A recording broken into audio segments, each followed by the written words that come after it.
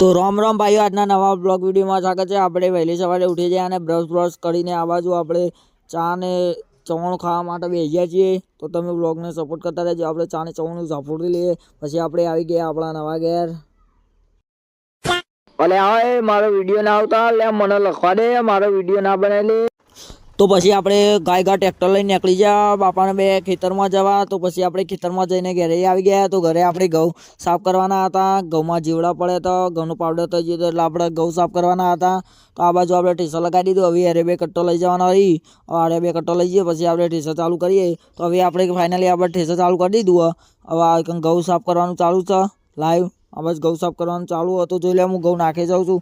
ઠર ટીસરમાં સાફ થઈને ગાય ઘઉં આવી રહ્યા છે। એટલે હું અંદર ગાય નાખી રહ્યો છું ને ગાય ઘઉં આવી રહ્યા છે। मैं बाबा टिल्लू नाम मेरा। તો